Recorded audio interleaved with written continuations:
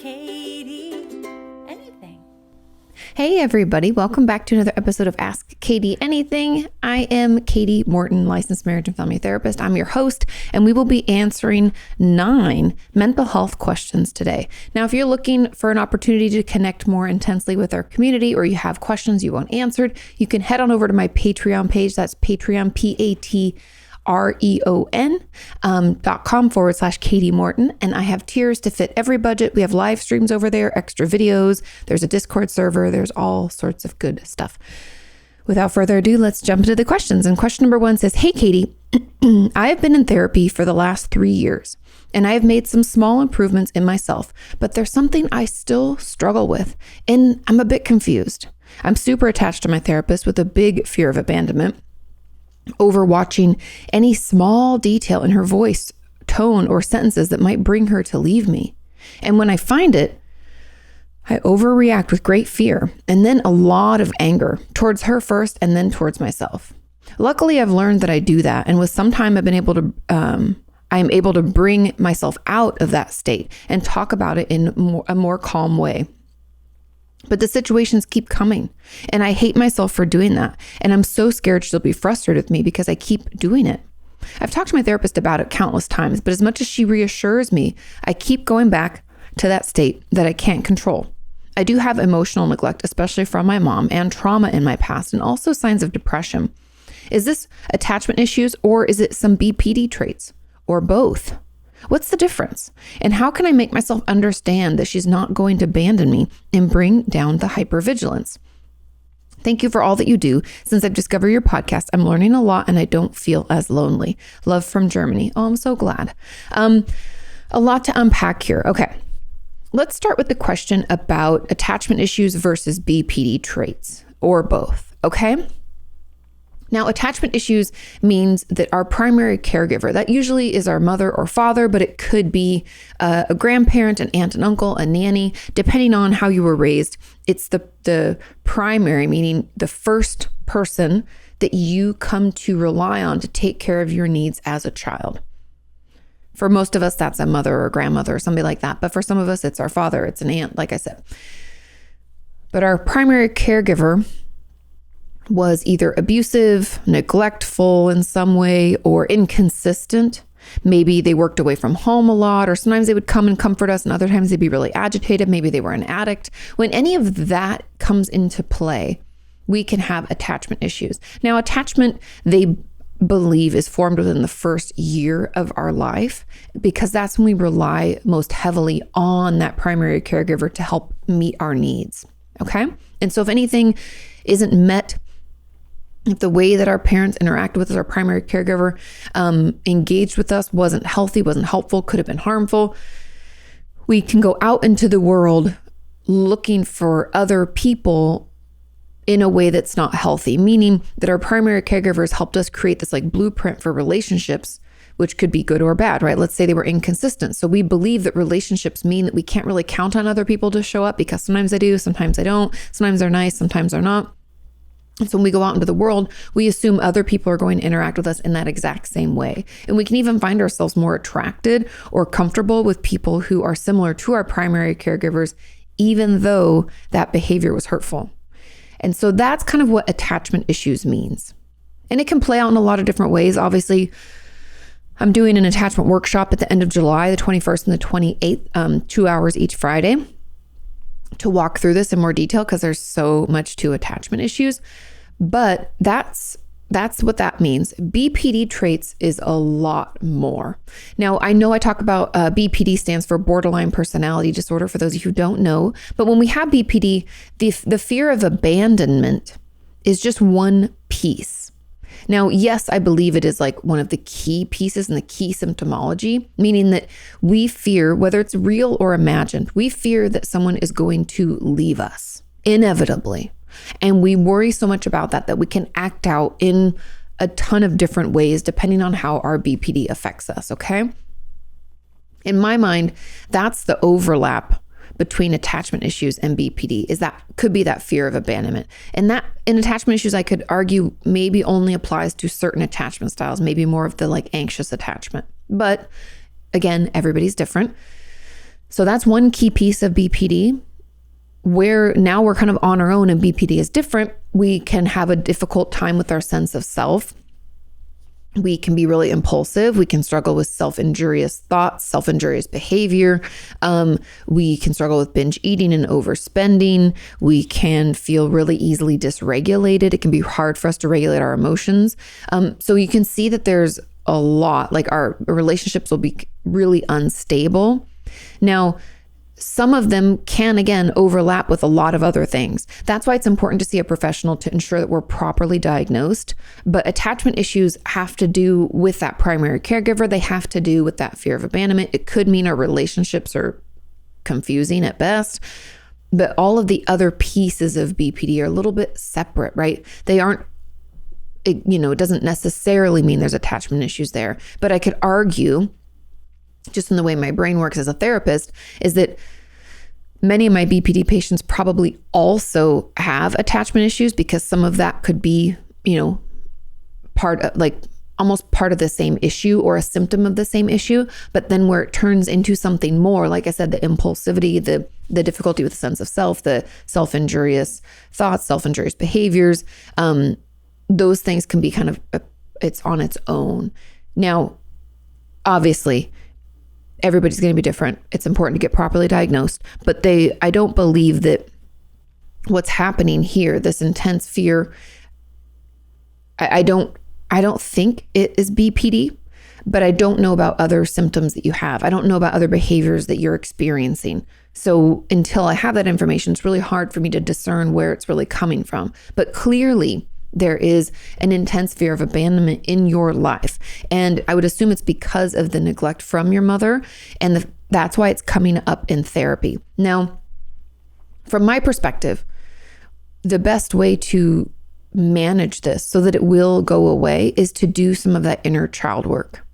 Now, I have an inner child workshop available for purchase on my website at katimorton.com, but there's also a lot of ways you can bring it up with your therapist and say, hey, I think I need to do some inner child work. I'm thinking that might help, manage these urges and these difficulties that I'm having.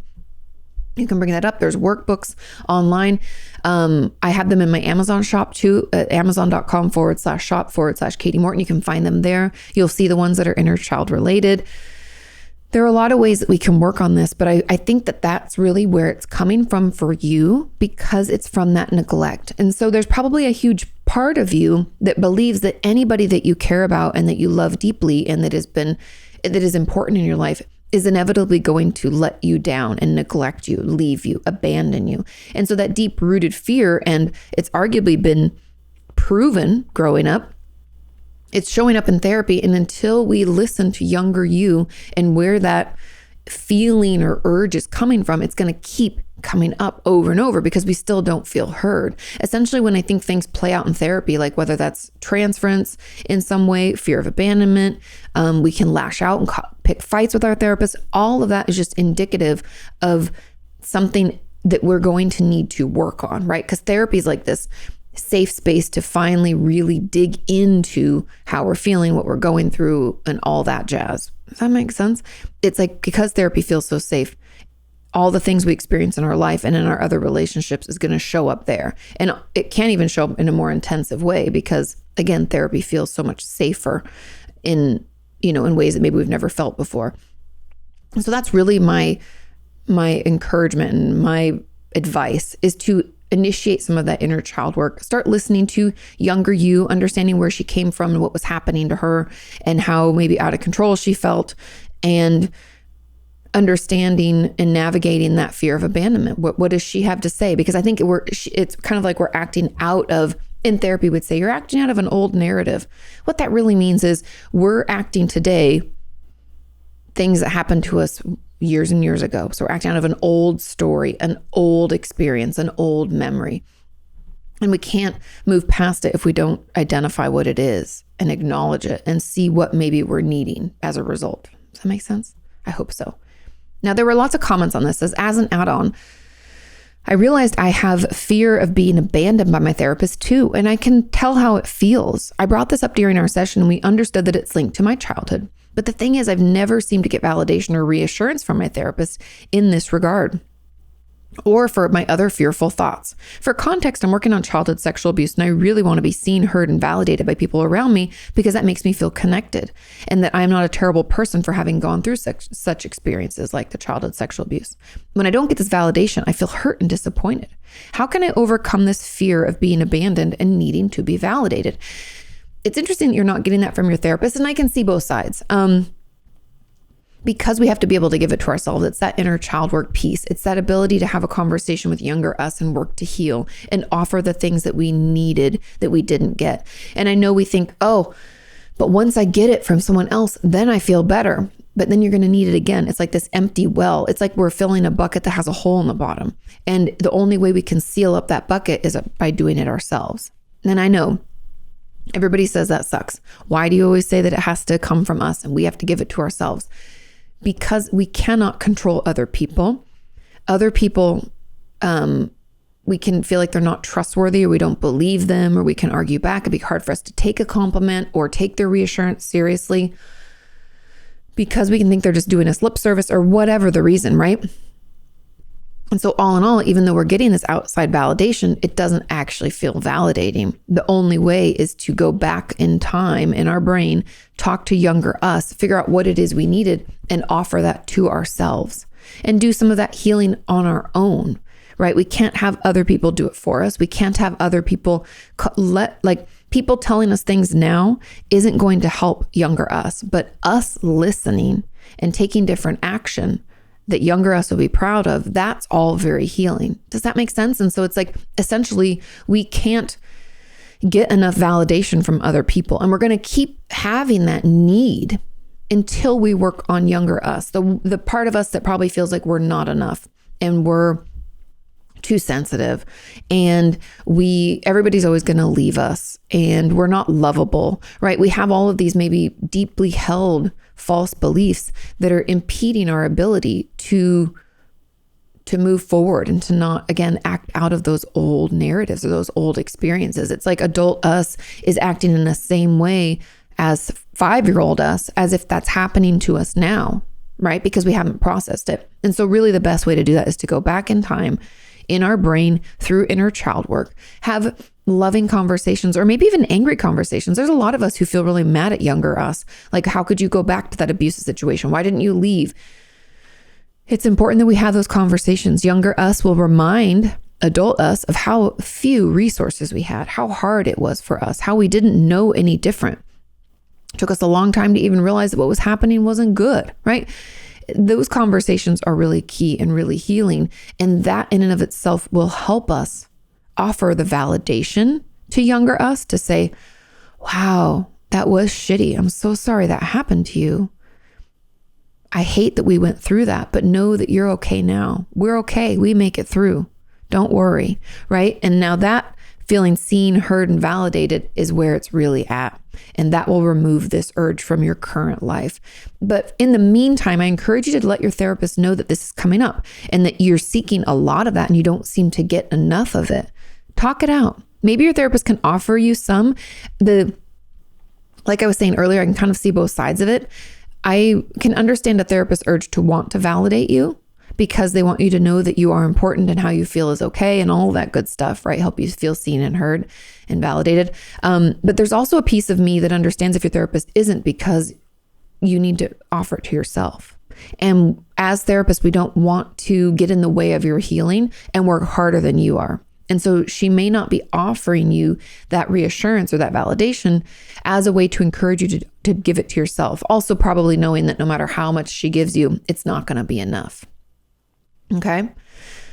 Now there's another add-on. It says, as an add-on, I've been wondering about similar things. I'm really attached to my therapist, and the thought of not being able to see her one day makes me want to unalive myself. I've even had thoughts about what would happen if I told her that I would make an attempt when we eventually can't see each other anymore. Not that I would actually make the threat, but something inside me really wants to.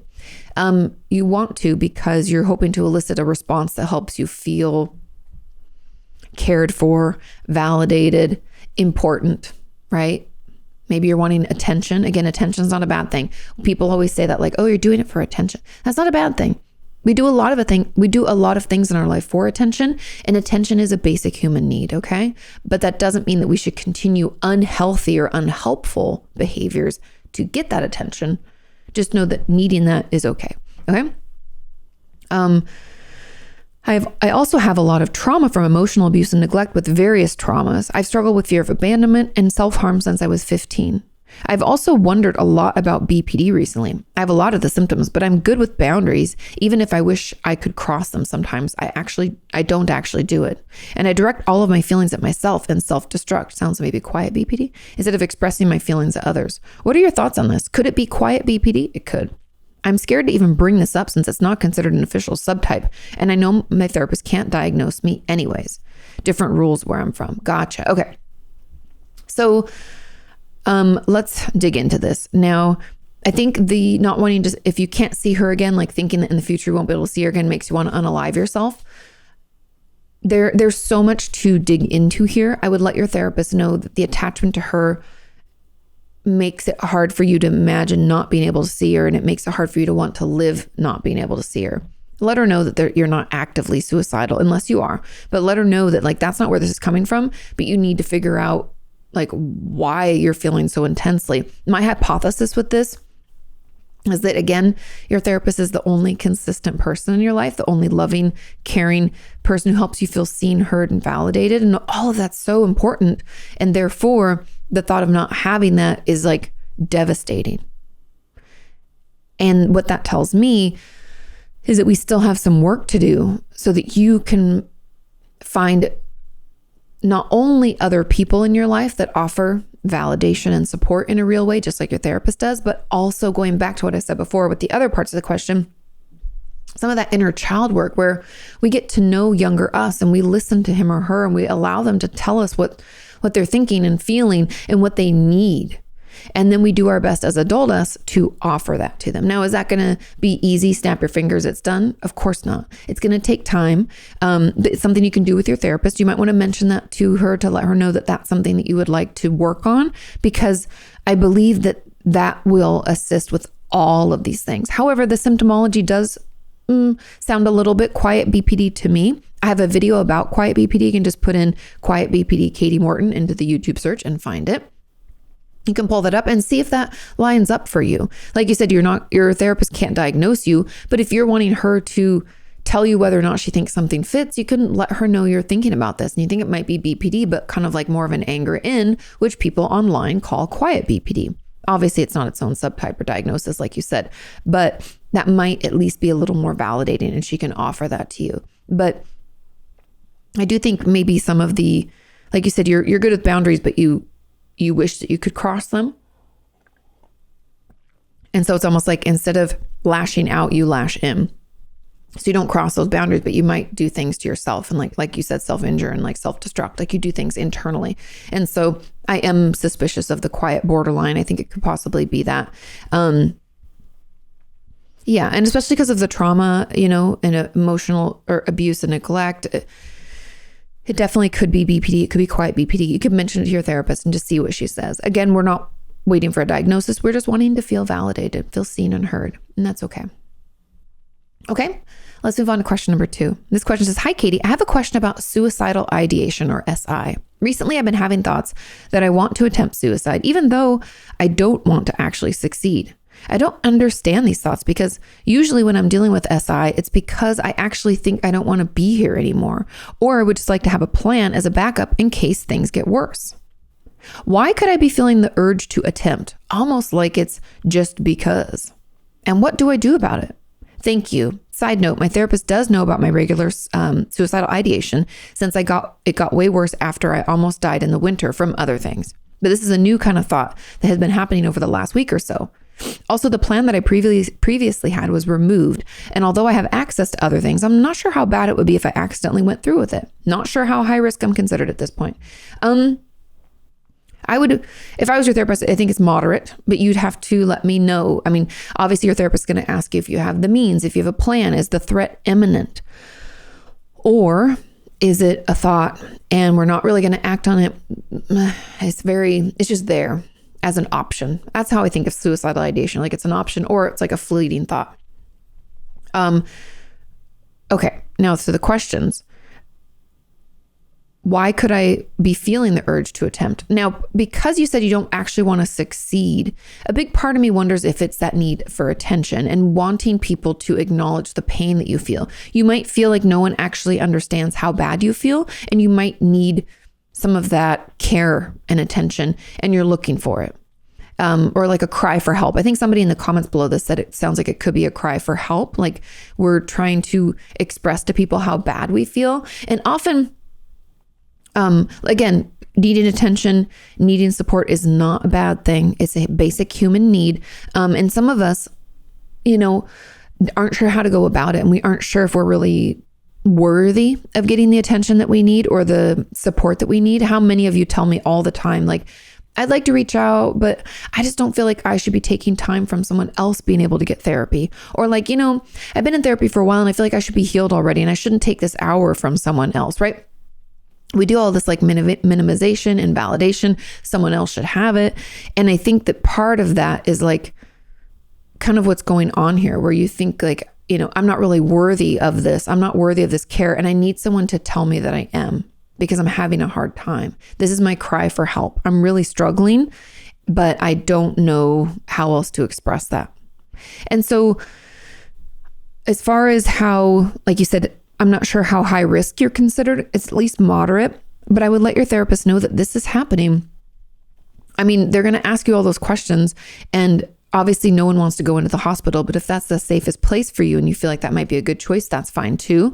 But I think it's about that. I think we could even just say to our therapist, I feel like I need more support, or I need to feel more heard and seen.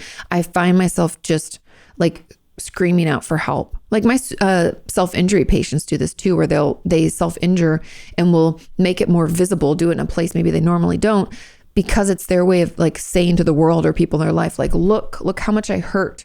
Can't you feel it? Can't you see it? I'm having a hard time. And sometimes we just need someone to look us in the eyes and say, I see you. I'm so sorry that you're struggling. That must be really hard. And just sit with us and help us feel like what we're going through is real and important, and that we're valid. And I think that might be part of where this is coming from, because the fact that you don't want to succeed tells me that we're screaming out for some help and we're just not getting it. So let them know. Okay. And glad that your therapist already knows, bring it up with them and let them know that, I'm just feeling like I just feel like maybe I need more support or more validation or something. And it could be part of doing, more work on ourselves too, obviously will help, but there's going to be other needs that we have that aren't being met. Now, there was a comment that says, as an add-on, I'm wondering why the vibration of hitting hollow areas in my body, like my head, my neck, my chest, and my back, makes me go from feeling incompetent and overwhelmed, and so overwhelmed that the anxiety makes me feel suicidal and stuck, as if I'm unable to stand existence another second, to fully competent, motivated, and full of life, as if I can do anything. It's the strong vibration sensation, not at all about pain, but machines that do external vibrating don't help because they target primarily surface skin rather than penetrating the hollow spaces in my body. And I understand it's grounding, yes, but I don't get how it has that dramatic of a self-concept boost in a matter of seconds. What gives? Now, I did a brand deal. It was a vagus nerve stimulator. I believe it's called Sensate. It's Sensate. I love it, and I still use it. And you sit it on your chest. It's funny you said like the hollow and the vibration. It sits on your chest, and you can make it, I believe, faster, slower, more intense. It has different settings. But I found it incredibly soothing. And this is for a couple of reasons. First of all, it is stimulating your vagus nerve. I'd assume even what you're doing is stimulating your vagus nerve. If you forget, your vagus nerve is the longest cranial nerve. I think it's your 10th cranial nerve, and it's involved in so much stuff in your body. Almost like everything that's going on in your body, the vagus nerve touches. It's just easier to think about it that way. But like digestion and heart rate and blood pressure, all sorts of things. So anyways, I believe that we're triggering that, as well as it's incredibly grounding. Like the vibrations itself and the feeling of our body being in our bodies, right? Like for a lot of my patients, when I tell them to ground, I'm like, lean back against the chair. Do you feel the back against your back? Do you feel your butt in the seat? Do you feel the seat against your thighs? Do you feel your feet on the floor? Can you put your hands down? Can you feel them? Can you feel your pinky What about your pointer finger, right?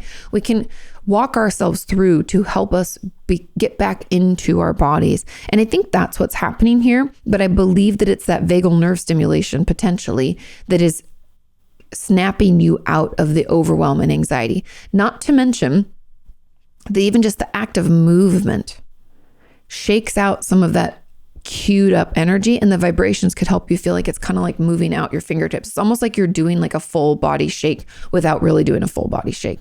So that's my hypothesis. That's why I believe that that's beneficial for you. Also, the person who asked questions said they have a diagnosis of ASD or autism spectrum disorder. And I believe there's a huge correlation between that kind of movement or vibration or even like the hitting that is soothing to our system. Not always, but I think for some people it is. And for you, it happens to work. Now, I think it's a kind of the combination of all of those things that is helping you kind of snap out of it and feel better. And obviously, maybe there's more to it, but that's just my hypothesis. Okay.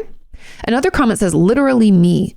As an add-on, how do I know if I'm actually wanting to die or if I'm just wanting attention? I suspect that I have complex PTSD from childhood sexual abuse, and I have anxiety and depression. For context, around certain times of the year, for some reason, I go into these really deep depressive episodes when all I can think about is what happened to me and the ways to unalive myself. Every time I get to this or get like this, I focus on the thoughts, but then I think of what my psychologist would say about it. I feel like I crave validation from her, and I feel guilty for that. And I do genuinely feel depressed and all, but I'm afraid that I use that as an excuse to get attention from others. Any thoughts? Again, nothing wrong with attention. I feel like if we don't want to unalive ourselves, it's more of a thought or we think about what other people would think when we did it. Kind of the reason I hated the show 13 Reasons Why. I know people liked it, but I hated it hardcore. But even that belief that like, oh, this is what people will think if I unalive myself, if I take my life, that's what's kind of the ripple effects. And that can help us feel more seen, more validated, more maybe worthy of care or love or attention or any of those things. That tells me that those are the things, that's actually what we're needing. It's not the hopelessness, helplessness of maybe actual suicidal ideation or not wanting to be on the earth anymore. It's kind of like, what would be the goal of it? And I know that sounds weird and people are like, can't believe you talk about it that way. But that's the truth, right? We have to be able to talk about these things. People have suicidal thoughts. And if we cannot talk about them, then people feel even more alone, which I feel like is way, way, way more dangerous. Hence my frustration that YouTube will probably age gate this podcast because I've talked about this. But anyways, back into the question here. Craving validation from her. I'm going to have to go back to my answer about that inner child work. I think there's a huge piece of you that doesn't really feel seen, heard, and understood, and probably for your whole life. And I think having conversations like journaling back and forth from younger you to you today could be really helpful, could help you see those things that maybe you need that you've been afraid to admit that you need, or the things that you wished you'd had back then that you can offer to yourself now. Because it's okay to need other people. It's okay to need more validation, more attention. We just have to make sure that we're getting it in a healthy way and not threatening to harm ourselves or actually harming ourselves to get it. Does that make sense? I hope so. And so I really think that to know if you actually want to die or if you're just wanting attention, what would be the goal of, what's the goal of your SI? What does it tell you to do? What are you hoping will come out of it? That's really your answer there. And either way, tell your therapist about it. Get some extra support. And let her know about that validation. It's okay to need validation from other people. We just have to communicate about it and figure out where it's coming from and how we can offer it to ourselves in a way that is healing and helpful and not like perpetuating that symptom. Okay. Now there's another add-on says, I've survived several severe suicide attempts in the past 6 years, and I'm finally a bit better with depression thanks to new medications. Yay. But when I have fluctuations or it goes downhill, those thoughts come back and intensify. And sometimes I get scared of getting back into that pit of despair where I can't think clearly anymore. I do all of the things that should help, like journaling, eating well, getting outside, reaching out to my team, feeling the feelings, but it doesn't seem to do much and I feel helpless.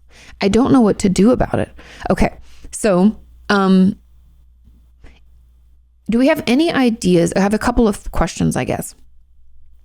Any ideas about why those thoughts come back? Like, what are the triggers? Because what that tells me is we've like managed, hit the microphone. We've managed like a huge portion of our suicidal thoughts and our suicidal ideations and our depth of hopelessness and depression. We've managed a lot of that, but there's something that we haven't quite caught or we haven't quite figured out.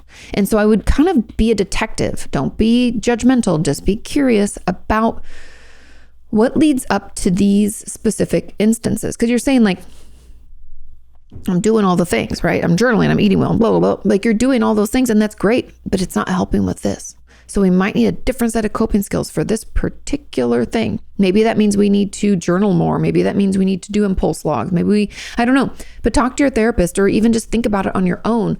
What triggers this kind of spiral or this come down? What triggers that? And what could maybe help? And it might be trial and error. We're gonna have to figure some of that out. Maybe it is some inner child work. Maybe it's certain messages that, like it was not my fault, or I'm gonna be okay, or I'm in charge now. I don't know what kind of statements we need to believe or we need to process through so that we don't feel so helpless, but we have to be curious and not judgmental about it because coping skills are interesting.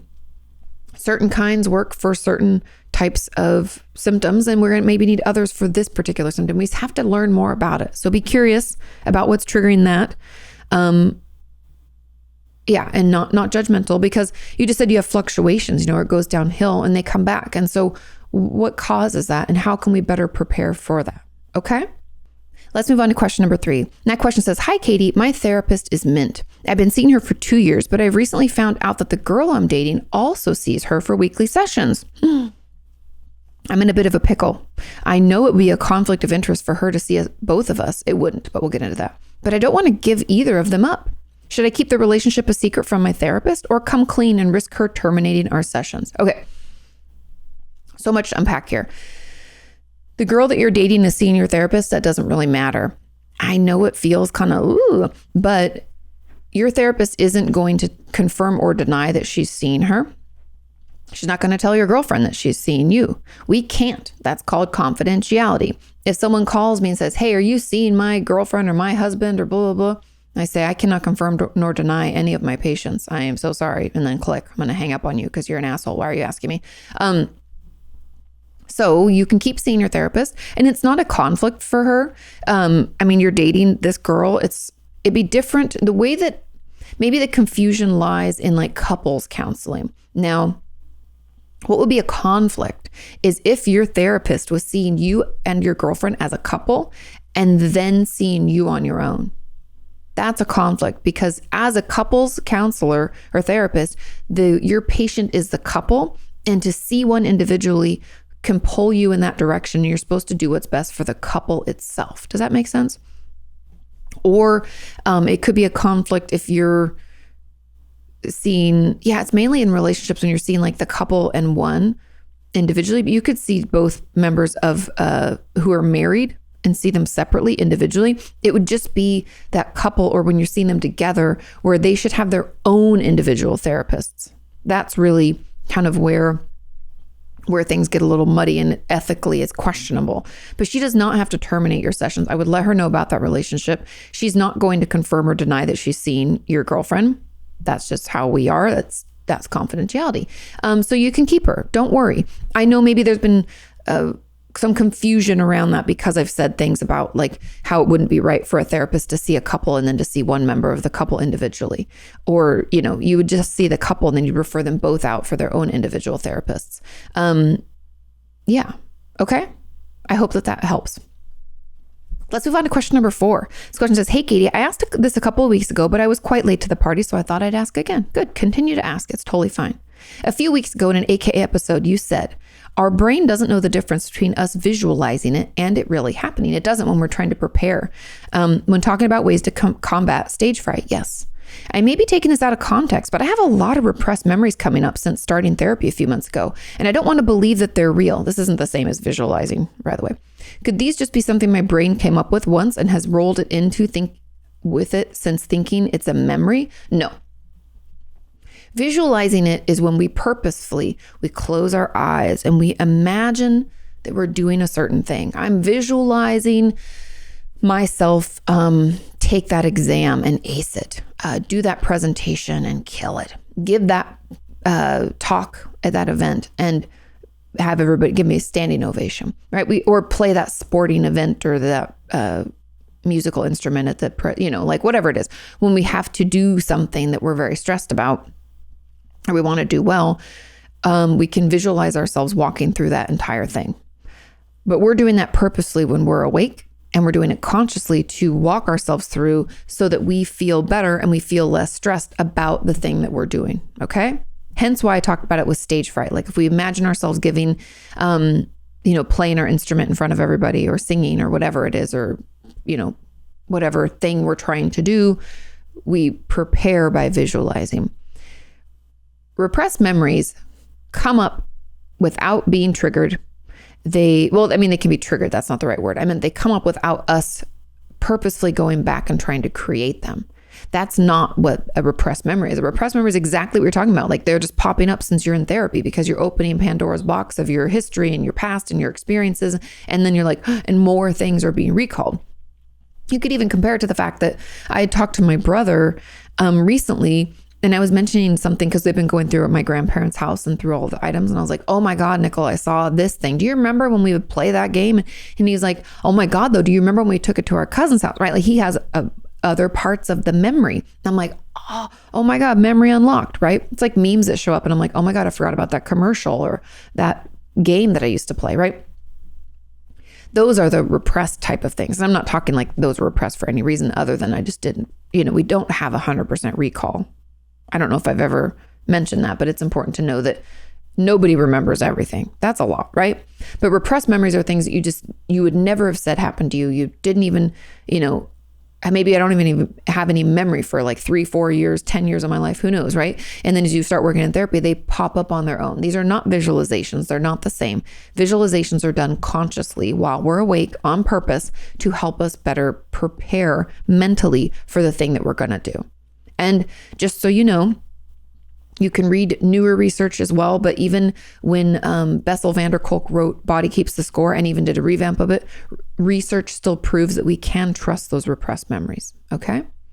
They barely change as people try to recall. They are trustworthy. Okay, now another comment on this says, so your brain didn't make it up. Okay. It says, as an add-on when I was little, I made up really dark stories at night about horrible things happening to me, like being kidnapped, beat, raped, etc. I have lots of questions about this. I don't remember a time when it wasn't part of my bedtime routine once my parents left me alone. I would be fully immersed in the story to the point where I would be tired, but I couldn't fall asleep until I made myself fall asleep in the story. Then I could sleep immediately. Any ideas as to what would have caused these kinds of thoughts? I knew the stories weren't real, but could they have caused or at least contributed to my PTSD symptoms since my brain doesn't know the difference? Not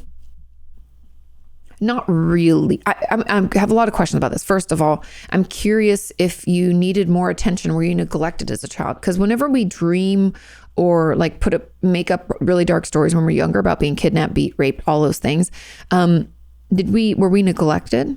Did we need more love, attention, affection, validation? Do we need to feel seen and heard? Because when children usually want something bad to happen to them or they like to pretend that they're sick a lot, it's because they don't get enough attention from their parent. Like I had a patient once who was an incredibly picky eater, but it started when their parents got divorced. And so they were doing it as a way to get more time with their parents because each of them had to go out of their way to like get them the particular food that they wanted. So it was really interesting. But because of that particular like diet, this child had like not developed at a regular rate because essentially they were malnourished and they weren't, parents were really struggling to get them to eat all the things they needed to eat. Anyway, I'm just saying that usually, even though the behavior can feel really strange and we can wonder where it's coming from, we're like, why are we doing this? There's a reason. So I encourage you to be a little curious about it, not judgmental. It's okay. But what's the goal of these stories? Because you do it to yourself on purpose and you're like, won't even go to sleep until you make yourself. So there's that. And I'm curious about needing more from your family. Okay. Another key piece for this is this maladaptive daydreaming? Do we do this as like a dissociation, like a way to kind of take a break from our real life? And I know people are thinking, why would a break from your real life be to be kidnapped and beaten, raped? Again, it serves its purpose. That's that first component. We got to figure out why those things. Do we feel like we need to be, that we deserve to be harmed? where is this coming from? I'm just giving you some thoughts as they pop up. But then is it our way of like escaping? That's another question. Is it part of our dissociation? Now, could it contribute to PTSD symptoms? I mean, my gut says no, but I'd have to know more about it before I could really discern that. Because you're doing it purposefully, it's a little bit different. And yes, you could say like, oh, my brain doesn't know the difference with visualizations. I don't know if this is really visualizations or if this is maladaptive daydreaming or what's happening. I guess I have to know more about it. Because if we are actually terrified in this dreaming storytelling thing, if we really are terrified, then it does have the potential to create PTSD symptoms. I'd have to know more, and my gut says it's not, but we'd have to, there is potential there. Okay. And sorry, I don't have like an assured answer, but that's just, it's always kind of like that. Everybody's different, and there's always more information that I would need. Another person says, yes, same here. How can I know if they are real or if I'm just crazy? Sometimes the flashbacks are so intense, I have no doubt about it. But then there's usually a period in which I don't experience flashbacks so often or intensely, and I feel awful, like I made it all up. My therapist says that my PTSD symptoms are too clear and intense to be just something that I made up. I know that the secrecy of the abuse contributes to this confusion, yes, but it still messes with my head. How can I really know? I mean, first of all, research proves that those things really happened. I guess also the question would be, why would you want to make those things up and hoist them onto yourself like that? I always tell people, like, consider how that benefits you. It doesn't, right? Most of my patients will say, I hate them. They're super uncomfortable. I don't like it. I sweat. Sometimes I feel like I'm going to pass out. I'm back there again. It's really uncomfortable and jarring. And so my pushback to you is to say that would you make those up, and like, why would you want to make those up? And I agree with your therapist that your PTSD symptoms are too clear and intense to be something that's made up. But we also know that those memories that fly out of nowhere, those repressed memories, time and time again, research proves we can trust them. Yes, they're uncomfortable. Yes, they can be spotty. Yes, I know there's like periods where you're like, oh, I know this, and this is all clear and I can see it. And then all of a sudden it's like, I'm looking through photos, like the memories can be very different, but they are trustworthy. And you go through bouts of having the flashbacks really intensely and not, I would assume, because of what you're working on in therapy and your level of resilience. Now we have to remember that the window of tolerance, it gets bigger if we take more care of ourselves, and it gets smaller as we, maybe feel more stressed at work or school. Maybe we're, doing more intensive work in therapy. So it's like kind of wearing on us. Maybe we haven't been taking as good of care of ourselves or sleeping as well. There's a bunch of reasons our resilience can start thinning and going down, and that could make the flashbacks more intense too. So maybe your resilience gets a little bit better, then the flashbacks get a little bit less, but there's a lot of factors that could cause it to come and go, and none of those include you making anything up. Okay. Final comment on this is I have a similar experience. I had a quote unquote memory of sexual abuse come up. It felt like a flashback at the time, like it was happening all over again. It has continued to come up, but maybe not in that intensity, and often just in snippets. I have strong reactions to it and try to avoid it, as well as any triggers. I do have emotional and physical abuse from that person. Is it common for the same person to use several kinds of abuse? It can. I'm so sorry. It totally can. How do I know if this is all true or just some imagination? I always lean with it's all true, because why would your brain, when you already have memory of certain types of abuse, why would your brain make up a different one? It wouldn't. It has plenty of flashbacks to pull from. This one just happens to be a new one because you are working on it. And it's like when we go through traumas and everything, it's too much for our brain to process in the moment. We sometimes take the thing and we just like tuck it away. We stuff it deep and we pretend it never happened. And it's adaptive. It helps us survive. We get out of the situation. We're safe, right? That's the goal, is to survive. And so we tuck these things away and then we lock them in a box, right? Well, then the therapist comes in because we're wanting to work on it. And maybe we're starting to have little memories creep out of that box. The little things sneak out. And the therapist helps us find the key, and we unlock that box. And we forget all the things that were in it because we haven't experienced them or allowed ourselves to remember them for years. And so that's just one of these other things that has come out of it. And I'm so sorry you went through that, but it's not something you just made up. This is just part of the process. And as we learn more about our experience and the more we process our past, more and more things might come up and you might remember more things more vividly than before, you know? Just take your time with it and let your therapist know that that's happening, okay? Okay, let's move on to question number 5. It says, "Hi, Katie, I struggle with dissociation, specifically chronic derealisation, and I'm not sure that my therapist knows what this is.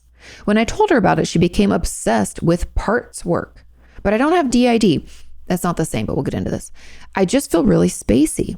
She asks me loads of questions about my parts. And although it's been interesting to learn about the different aspects of myself, I feel like I'm a whole person and I didn't lose time or shift identities. I want to tell her that her approach isn't helping, but what do I say? And what even is the best way to treat chronic derealization? It's been so long, I can't even remember what being present feels like." Okay, so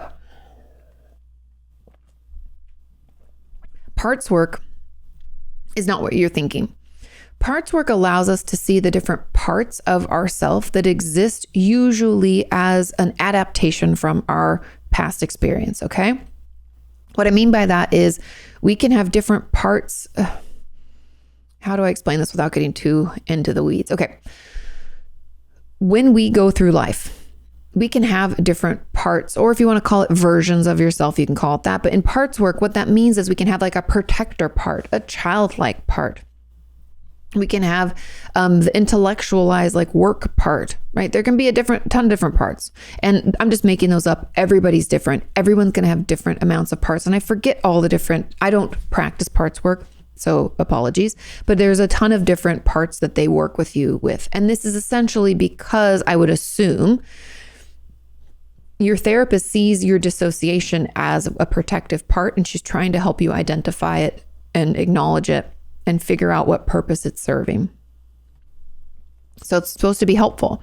What you're thinking and what you're kind of confusing is with DID, we can have different identities, or we don't call them parts so much, more as different alters or identities, depending on what, and you could call them, I mean, if you have DID, you call it whatever you want. It's yours, right? And you get to call it that. But when it comes to literature and people chatting online, they usually call them alters or other identities. DID, or dissociative identity disorder, used to be called multiple personality disorder.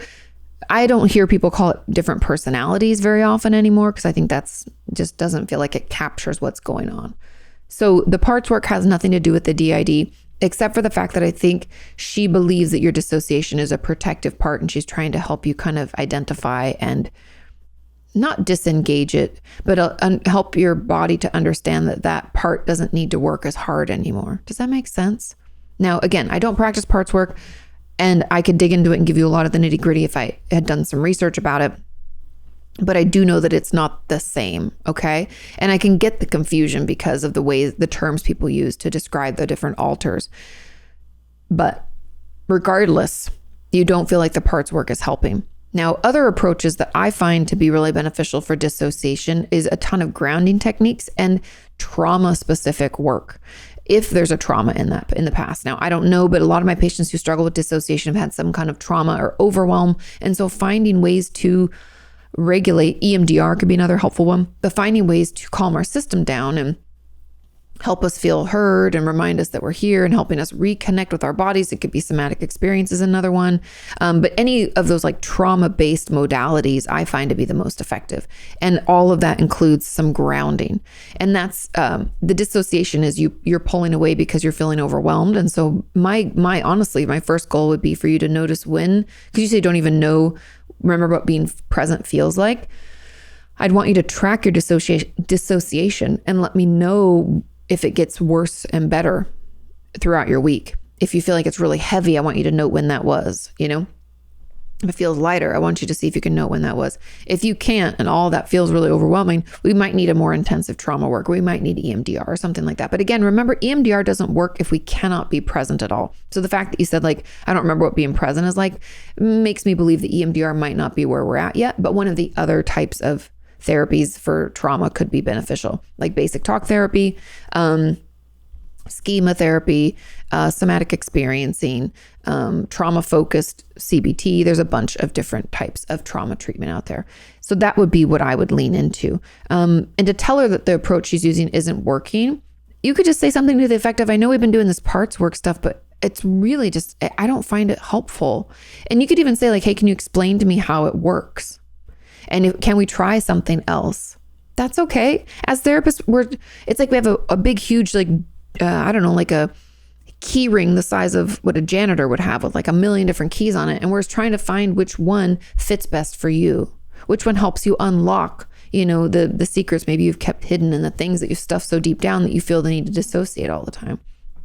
So she's just trying one of her keys. Let her know that key is not working. And it's okay to say it that way, to say, I don't really enjoy this parts work. I don't really like it. She's going to have questions about why, because resistance is a piece of therapy and we don't just bend at your will. We have to challenge you, right? So she's probably going to ask a little bit more about that. But if you're like, I still don't feel present and it feels extra hard, blah, blah, how is this supposed to work? You can ask and get some answers that way. But it's your treatment, so it's okay to speak up and to let her know. And a good therapist is fine with switching. We don't have any ego about, but this is the only thing I thought would work for you. No, that's not how it is. Okay. There was a comment that says, as an add-on, how long does parts work usually take? I know it's dependent on the individual, but my therapist is slowing down with me because of some of the responses and behaviors that have happened as a result of the work. It can be really triggering, right? Is that a normal thing to have happen? Also, how long are normal sessions? Does parts work tend to take longer than a normal 50-minute session? From what I read preliminarily, right, I don't practice this, it's not supposed to take longer than a normal session. She says, my therapist often schedules me as her last patient or on a Saturday, and I end up with her for an hour and a half to 2.5 hours. I so appreciate this from her, as I would not leave in a good headspace otherwise, and things could go downhill quickly. But is this a normal thing for a therapist to do with EMDR and parts work? So from what I know, again, EMDR and parts work should be able to be contained into a 50-minute session. However, I will let you know that many patients need more time. And I've had tons of patients over the years where I will do double sessions, like back to back. Now, it all depends on their ability to afford it and if insurance will cover it and all of that jazz. But she's giving you more space and time so that you can be a little bit more regulated and kind of come down and be okay when you leave. Because the one thing we don't want to do as therapists is stir you up and then let you out, right? Getting you all spun up, it can be too much. And so we try to offer enough time for you to calm down and do that. And that's why we might do double sessions or a session and a half. And that's probably what your therapist is doing. So it's not irregular. It just depends on their availability and the time that they have in their practice and your availability, as well as your, what you can afford or what insurance will cover and that kind of stuff. And so it's not, again, not irregular. It just depends. And then how long does it take?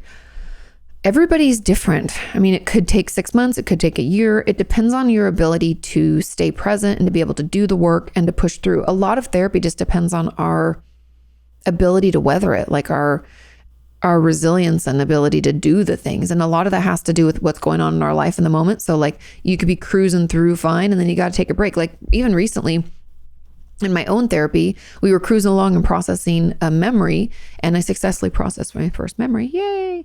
But then I've had like other stuff going on with like going through my grandma's house and like all the grief that brings up. And so I've just spent 2 sessions just venting about that because I needed to. And that's, that's kind of just where it's at. And so you could say like, oh, it's not moving as quickly anymore because I needed that space. And that's okay. So there's too many factors. It was going to take as long as it takes because things can pop up in your life and we can't just like work through each part and like never stop because life happens, but ask your therapist that's why treatment planning is important. Ask your therapist how you're moving through your treatment plan.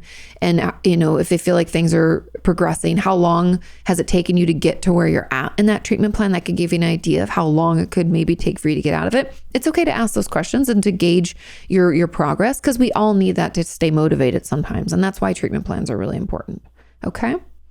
I hope that helps. Moving on to question number 6. Question says, hey, Katie, happy Thursday. Happy Thursday. Says, I was listening to an old episode and there was a question which mentioned, quote unquote, acting out a body memory or a flashback. The actual question was about something else, but I've had similar experiences and wondered if this is normal. Is that what a body memory is?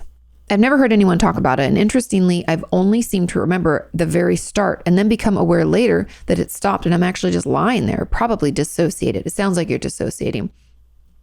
I would, okay, so some people will quote unquote act out a flashback or a body memory as a way to move through it. Now, I'm not sure what the question was in which I mentioned this acting out, but we can use that movement. It's like somatic experiencing. We move ourselves through it, not only to move the energy out, but also we can give it a different outcome. Sometimes I'll have patients, like with somatic experiencing, there's an example that that Dr. Peter Levine offers where he says that he had a patient be laying on the floor and kicking and like fighting back against her abuser. And that was really healing for her to like work through it and to feel like she could actually take action versus what had happened, which was freeze. And so that might have been what I meant by acting out a body memory or a flashback. I'm not, again, I'm not sure where this was exactly coming from, but so that in mind. So that's like more somatic experiencing, Dr. Peter Levine's research and like moving things through your body. Also, it can give a different outcome and we can feel kind of empowering to do it. But it could also be incredibly triggering. It depends on where you're at. And so sometimes we need to move that and to act it out and to do the things to help alleviate or loosen up or release something. But when it comes to body memories are more about like the sensations that happen in our bodies as a result of a trauma. Now that could mean that we feel like it's happening to our bodies again. Maybe we don't even have actual memory, like visual or auditory memory. We only remember what it felt like. Maybe we feel someone grab our arms or pull on our clothes, or we feel like around our neck. There could be a lot of different ways that we experience a body memory, but it's essentially the sensations in our body, the cellular memory from what happened to us. And it can, but it doesn't always mean that we have actual working memory, like visual or auditory as well. We can have just body memories or all of, it depends on the person. And so I hope that answers your question. I think the acting out of a flashback and doing that is just part of the process. I don't consider that body memories, but I would consider that kind of like part of the healing process potentially. Okay. Moving on to question 7 says, hey, Katie, happy Thursday. Happy Thursday. Said I am currently in therapy and my therapist, whenever I bring something difficult up, asks me what it makes me feel and my emotions linked to it. And I just don't know. It's like I go numb. I know I feel something, but I just don't know what and how to say what I'm feeling. Could I be dissociating and what can I do to help it stop? For context, I'm diagnosed with anxiety and PTSD, if that is any help. Thanks for all you do. Your videos and podcasts have helped me so much. Of course, I'm so glad. Okay. Couple things. In the moment, it's very normal when we feel a little too dysregulated. You're getting too dysregulated. Because it's something difficult. It's like that time, when therapists ask you questions and you know that the truth is going to be something that you maybe aren't quite ready to share, but you share. That could be too much for your system and you're like, ugh. You could disconnect. It could be dissociation or it could just be overwhelm. Because not all of us dissociate. Some of us do. If you don't have memory of it a little bit, or if it's like really fuzzy, most likely dissociation. But maybe not. Okay. So that honestly, that doesn't really matter to me at this point. What I'm more concerned with, or where I would take this, is to say or to work on after the fact when you've come down. So maybe it's after session. Maybe it's like evening after therapy. Can you identify it then? Imagine you were trying to tell me, like you can even write it, be like, dear Katie, I wanted to tell you what happened in therapy. Can you tell me what you felt? Can you do it that way? We're just trying another way in.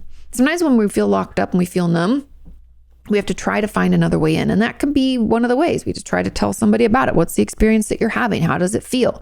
But it's also very normal to not know how we feel. And so like I've talked about in the past, there are a couple little tools I like to use to help us kind of start to identify those emotions. Okay.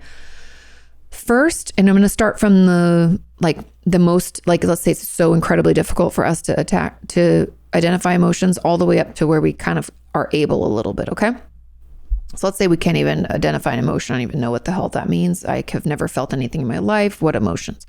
Sometimes it helps if we watch our favorite TV show, and as you watch, I want you to tell me what emotion they're expressing. Maybe like once before a commercial break. So maybe every 5 minutes or so. What's an emotion that someone's experiencing or showing? Can you walk me through? And how do you know? You're like, oh, they're angry. How do you know? Oh, they're excited. How do you know? Tell me about it. Okay. That can be helpful. Then we can move into what I would say is more like I can kind of identify them. And that would be to use like the feelings wheel. So as you read through the different feelings on a feelings wheel, by the way, you can just Google feelings wheel. I think it's just feelingswheel.com and it comes up. As you read through them, which ones sound the most like you? Which ones are the ones that you're experiencing? Think about it. Be honest. Tell me about it. Okay. So we do that.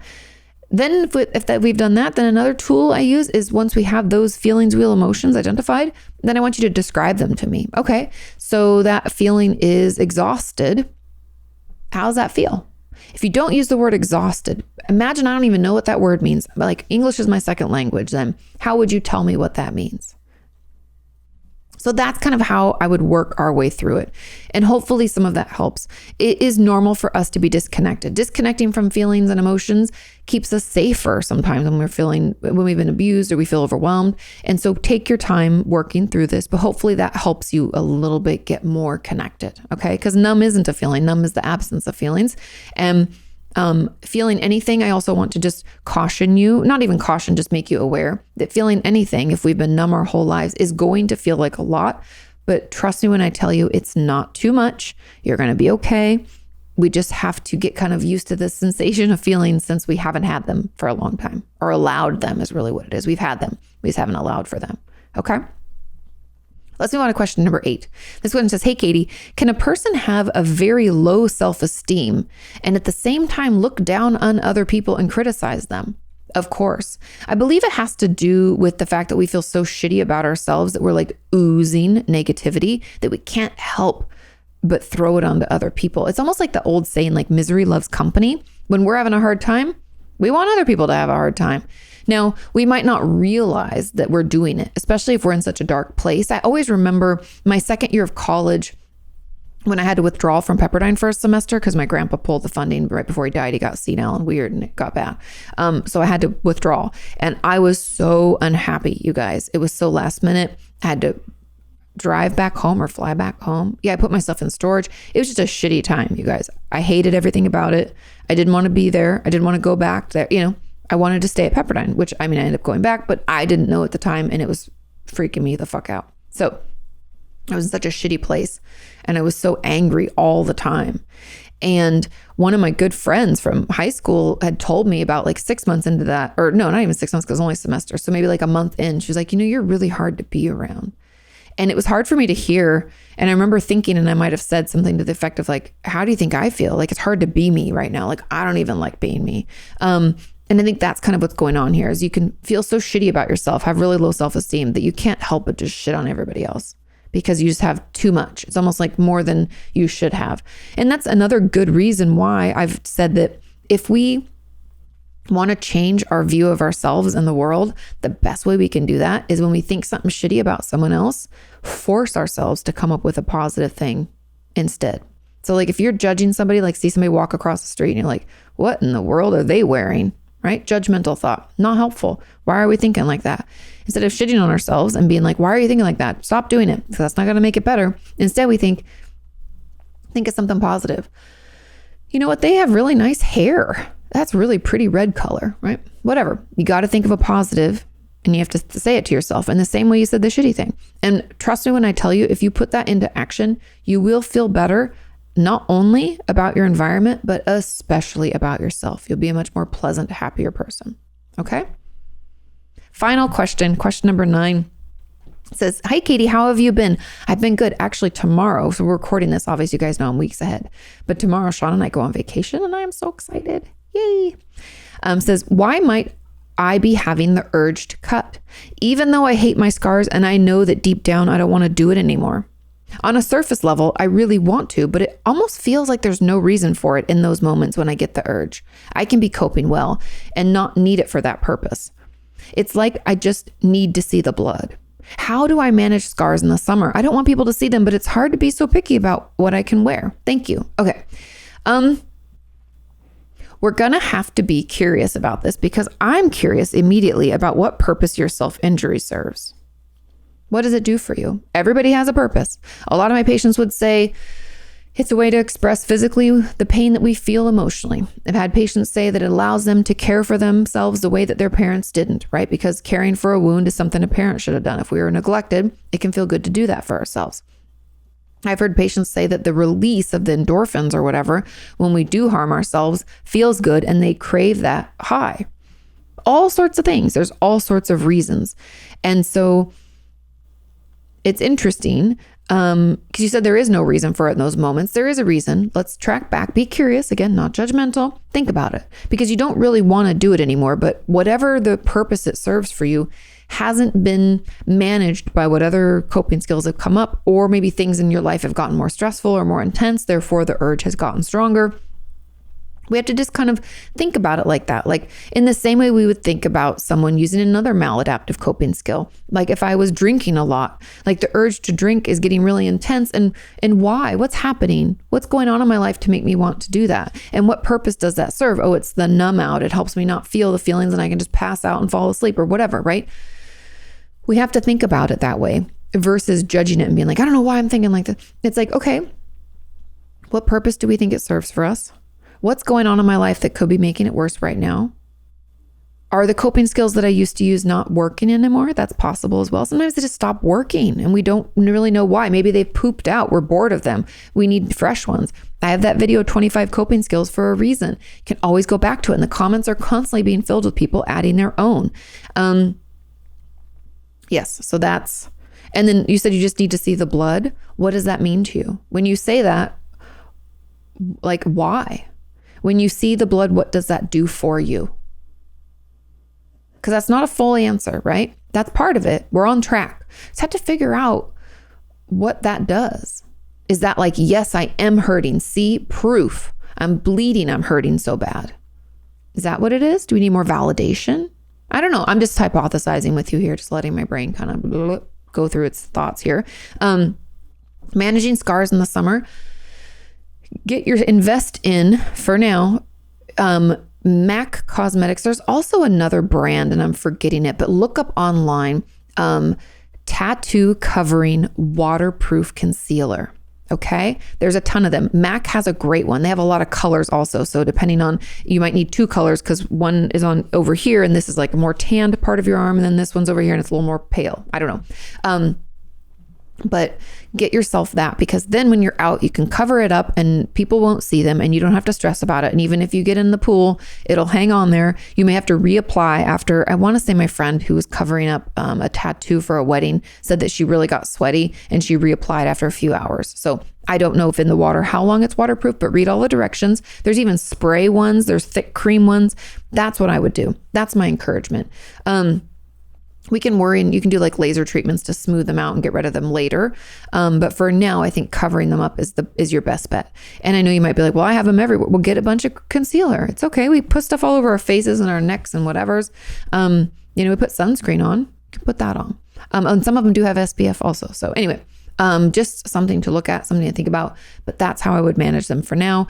If you can wear something, let's say that like has sleeves, a little bit of short sleeve, that might save you if you have cuts up there. But you can do your best to be kind of picky about what you wear. But when, you're going to want to wear like things that reveal your arms or legs in some way. And that might mean that we have to cover it up. And that's okay. Okay. So yeah, look it up. Tattoo covering waterproof concealer. I know you think, they might have said that it covers scars too. But I feel like when you say tattoo covering, there's so much stuff. And they're on Amazon, a lot of them too. Or at Ulta or Sephora and things like that. And I'm sure you can find one that's affordable. Okay. Okay. I love you all. Thank you so much for listening and watching and sharing this podcast.